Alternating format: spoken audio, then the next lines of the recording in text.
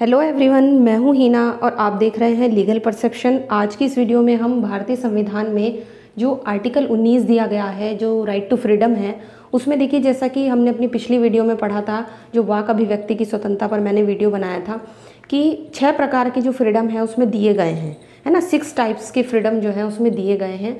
आज हम उसी में से जो दूसरी स्वतंत्रता है, सम्मेलन की स्वतंत्रता, उसके बारे में जानेंगे। पूरा इसको डिटेल में डिस्कस करने वाले हैं, इस वाले फ्रीडम को हम आज इस वीडियो में।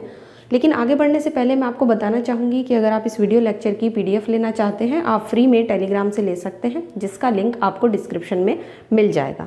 तो चलिए सबसे पहले जान लेते हैं कि जो ये भारतीय संविधान है, इसमें जो अनुच्छेद 19 से लेकर 22 तक देखिए स्वतंत्रता का अधिकार दिया गया है, राइट टू फ्रीडम दिया गया है, जिसमें 6 तरह की जो स्वतंत्रता है वो दी गई है ना। 6 टाइप्स के फ्रीडम जो दिए गए हैं। इसमें जो आर्टिकल 19 का जो खंड बी है, उसमें ये कहा गया है कि शांतिपूर्वक और निरायुध सम्मेलन सभा की स्वतंत्रता भी शामिल है। मतलब मीटिंग्स के बारे में है यहाँ पे, है ना। जो मीटिंग्स होती हैं, अगर आप मीटिंग करना चाह रहे हैं तो आपको मीटिंग करने की पूरी स्वतंत्रता है, सम्मेलन की बिल्कुल स्वतंत्रता है।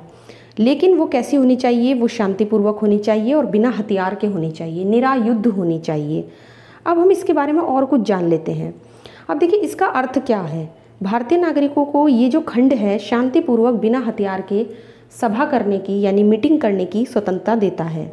इसमें सार्वजनिक सम्मेलन जो आते हैं, जो आपकी पब्लिक मीटिंग्स आती हैं, जो जुलूस का अधिकार है, वो भी शामिल हो जाता है ना। लेकिन कैसा होना चाहिए? बिना हथियार के होना चाहिए। और ये भी जानना ज़रूरी है कि ये हमारे बोलने की स्वतंत्रता का ही एक अंग है। जब तक सभा करने का अधिकार नहीं होगा तो व्यक्तियों को अपने विचारों के आदान प्रदान करने का अवसर भी नहीं मिलेगा। इंग्लैंड में भी ये जो अधिकार है वो हमारी वाक और अभिव्यक्ति की स्वतंत्रता का ही अंग माना जाता है। दूसरे अधिकारों की तरह, जो दूसरे राइट्स हैं उनकी तरह, देखिए इस पर भी कुछ रेस्ट्रिक्शंस जो हैं वो लगाए गए हैं। ऐसा नहीं है कि बिना रेस्ट्रिक्शन के ये हमें फ्रीडम मिला है, ऐसा नहीं है, इस पर भी कुछ रेस्ट्रिक्शन है। अब हम इसके कुछ रेस्ट्रिक्शंस जान लेते हैं। देखिए 4 तरह के रेस्ट्रिक्शन जो हैं वो इस फ्रीडम पर लगाए गए हैं। सबसे पहला रेस्ट्रिक्शन ये है कि जो हम मीटिंग करते हैं, जो सभा है, वो बिल्कुल शांतिपूर्ण होनी चाहिए, एकदम पीसफुली वो होना चाहिए, कोई हंगामा नहीं होना चाहिए। उसके बाद बिना हथियार के होनी चाहिए, सबसे मोस्ट इम्पॉर्टेंट बात, बिना हथियार के होनी चाहिए, निरायुद्ध होनी चाहिए। तीसरी चीज़ है कि इस पर 2 रेस्ट्रिक्शन और हैं, जैसे लोक व्यवस्था, है ना, जो पब्लिक सिस्टम होता है उसके हित में होना चाहिए। और चौथा है भारत की प्रभुता और अखंडता के आधार पर, इंडिया की इंटीग्रिटी को बिल्कुल वो चोट ना पहुंचाए, ऐसा नहीं होना चाहिए। तो ये सब चीज़ें हो गई, ये हो गए इसके रेस्ट्रिक्शन। 4 रेस्ट्रिक्शन इसमें दिए गए हैं। अब हम इसे एक उदाहरण से समझ लेंगे। देखिए मान लीजिए अगर कोई सभा बहुत ही ज़्यादा हिंसात्मक है, बहुत ज़्यादा वायलेंस उससे हो रहा है, या जन शांति को भंग करने वाली है, तो फिर क्या होगा कि खंड 2 की सुरक्षा उसे नहीं मिलेगी, क्योंकि इसमें साफ कहा हुआ है कि शांतिपूर्वक होनी चाहिए और बिना हथियार के होनी चाहिए। जन शांति अगर उससे भंग हो रही है तो फिर उसको जो 19 वाला जो ये कहा गया है कि इसमें फ्रीडम दिया गया है, वो उसको फ्रीडम नहीं मिलेगा। इस तरह की जो सभाएं होती हैं, जो सम्मेलन होते हैं, जो जुलूस होते हैं, उनको गैर कानूनी घोषित किया जा सकता है, क्योंकि उनसे जन शांति भंग हो रही है, वो हिंसात्मक हैं इसीलिए, और उन्हें भंग करने का आदेश भी दिया जा सकता है। अब हम थोड़ा सा दूसरे एक्ट के बारे में जान लेते हैं। ये तो थी इंडियन कॉन्स्टिट्यूशन की बात कि मीटिंग्स वगैरह कर सकते हैं, शांतिपूर्वक होनी चाहिए, बिना हथियार के होनी चाहिए। लेकिन क्या दूसरे एक्ट में भी ऐसा कहीं कोई प्रोविज़न है?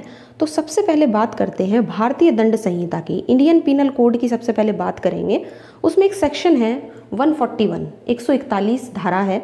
उसमें कहा गया है कि 5 या 5 से ज़्यादा व्यक्तियों की जो सभा है, जो मीटिंग है, वो अवैध हो जाती है अगर उस सभा के व्यक्तियों के द्वारा, देखिए अगर वो 5 या 5 से ज़्यादा लोग इकट्ठे हुए हैं कोई मीटिंग करने के लिए, और वो व्यक्ति क्यों इकट्ठे हुए हैं? मान लीजिए वो बलपूर्वक किसी संपत्ति पर कब्जा लेना चाहते हैं, फोर्सफुली वो किसी प्रॉपर्टी पे कब्जा लेने वाले हैं, या किसी विधि के आदेश के निष्पादन में बाधा उत्पन्न करने वाले हैं, कोई लॉ का ऑर्डर है और उसमें वो बाधा उत्पन्न करने वाले हैं, है ना, उसमें अड़चन वो डालने वाले हैं या उसका विरोध करने वाले हैं, या कोई शरारत या अतिचार करना चाहते हैं, ट्रेसपास, अतिचार, है ना, ज़बरदस्ती दूसरे की उसमें प्रॉपर्टी में या घर वगैरह में घुसना। और चौथा है किसी व्यक्ति को कोई काम करने के लिए, ऐसा काम करने के लिए बाध्य करते हैं जिसे करने के लिए वो कानूनी रूप से बाध्य नहीं है, और 5वां है सरकारी अधिकारी को बल प्रयोग की धमकी दी जाती है। तो एक तरीके से हमें ये चीज़ ध्यान रखनी है कि इसको आईपीसी में धारा 141 है उसमें डिफाइन किया गया है कि अगर 5 या 5 से ज़्यादा लोग इन सब उद्देश्यों के लिए, इन सब पर्पज़ के लिए इकट्ठा हुए हैं तो वो क्या माना जाएगा, वो विधि विरुद्ध जमाव माना जाएगा, एक अपराध हो जाएगा, वो एक ऑफेंस हो जाएगा। तो आईपीसी में ये वाला प्रोविज़न दिया गया है इससे रिलेटेड। इसके बाद करते हैं अमेरिकन कॉन्स्टिट्यूशन की।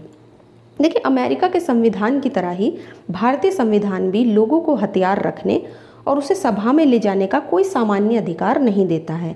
भारत में जो वर्तमान में जो सशस्त्र अधिनियम है, जो आर्म्स एक्ट है, वो जुलूस को और बिना लाइसेंस के खतरनाक हथियारों को रखने या उन्हें ले जाने से मना करता है। इसके बाद दूसरा एक्ट आता है देशद्रोह सभा अधिनियम 1911। एक एक्ट और है, ये कहता है कि ऐसे सार्वजनिक सम्मेलन पर ये रोक लगाता है, जो पब्लिक सम्मेलन होते हैं उन पर रोक लगाता है जो राजद्रोह को उकसाते हैं, सेडिशन को उकसाते हैं और लोक शांति को भंग करते हैं। तो मैंने यहाँ पे उन डिफरेंट एक्ट्स को भी डिस्कस किया है। जैसे कॉन्स्टिट्यूशन में हमें सभा करने की स्वतंत्रता तो दी गई है, लेकिन उसके साथ साथ और कौन से ऐसे एक्ट हैं जिसमें इनसे रिलेटेड प्रोविज़न मिलते हैं। अगला एक्ट आता है हमारा सीआरपीसी यानी दंड प्रक्रिया संहिता, जिसकी धारा 107 देखिए क्या कहती है।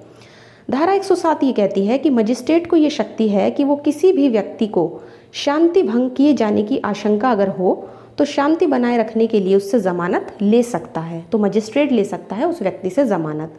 धारा 144 में कहा गया है कि मजिस्ट्रेट किसी भी जुलूस को निकालने से मना कर सकते हैं यदि सामान्य जनता के जीवन, उनके स्वास्थ्य यानी उनकी हेल्थ की बात हो, उनकी लाइफ की बात हो, उनकी सिक्योरिटी की बात हो या किसी भी प्रकार की हानि पहुंचाने की आशंका हो या लोक शांति भंग होने की या हंगामा होने की संभावना हो तो उस पर भी रोक लगा सकते हैं। तो सेक्शन 144 तो हो गया आपका सीआरपीसी का, और इसी एक्ट का धारा 107 भी आपकी इससे रिलेटेड है। अब हम इसी से रिलेटेड एक और एक्ट के बारे में जान लेते हैं जो है पुलिस एक्ट 1861। इसके अधीन जो पुलिस अधिकारी हैं वो सभाओं और जुलूसों को संचालित करने का जो ढंग है, उनका टाइम, उनकी जगह, उनके जाने के रास्ते के बारे में लोक व्यवस्था के हित में उचित निर्देश जो है वो दे सकते हैं। इस अधिनियम की जो धारा 30 है उसके तहत किसी व्यक्ति को जुलूस निकालने से पहले पुलिस अधिकारी से परमिशन लेनी भी ज़रूरी है। अब हम इस पर, ये तो थे डिफरेंट एक्ट्स, अब हम इस पर एक केस देख लेते हैं। देखिए, ब्रह्मानंद वर्सेस बिहार राज्य के केस में न्यायालय ने कहा कि कोई भी ऐसा कानून जो बिना मजिस्ट्रेट की अनुमति के पब्लिक जुलूस निकालने की अनुमति नहीं देता है, न्यायालय के द्वारा उसे इस मामले में वैध घोषित किया गया। मजिस्ट्रेट की परमिशन के बिना, है ना, मतलब सार्वजनिक जुलूस, यहाँ पे पब्लिक जुलूस की बात की गई है, निकालने की अनुमति नहीं देता, कोर्ट ने उसे वैध घोषित किया। तो वैसे तो इस टॉपिक पे ज़्यादा केस हमें मिलेंगे नहीं, है ना, छोटा टॉपिक है, लेकिन मैंने सोचा कि आपको इसके बारे में पूरा बता दूं क्योंकि जितनी भी फ्रीडम्स दी गई हैं आर्टिकल 19 में सभी मोस्ट इम्पॉर्टेंट है, सबके बारे में हमें जानना बहुत ज़रूरी है। तो जैसा कि मैंने आपको स्टार्टिंग में बताया था कि अगर आप इस वीडियो लेक्चर की PDF लेना चाहते हैं, आप फ्री में टेलीग्राम से ले सकते हैं, जिसका लिंक आपको डिस्क्रिप्शन में मिल जाएगा। और देखिए, इस वीडियो में ये वीडियो आपके लिए काफ़ी हेल्पफुल होगा क्योंकि मैंने इसमें सिर्फ कॉन्स्टिट्यूशन ही आपके साथ डिस्कस नहीं किया, ऐसे और भी एक्ट आपके साथ डिस्कस किए हैं जिनमें ऐसा ही प्रोविज़न दिए गए हैं जुलूस से रिलेटेड या कोई मीटिंग से रिलेटेड जहाँ पर उन पर रोक लगाई जा सकती है। तो मैं आशा करती हूँ वीडियो आपको पसंद आया होगा। वीडियो अगर आपको पसंद आया है तो वीडियो को लाइक कीजिए, शेयर कीजिए और चैनल को सब्सक्राइब करना मत भूलिए।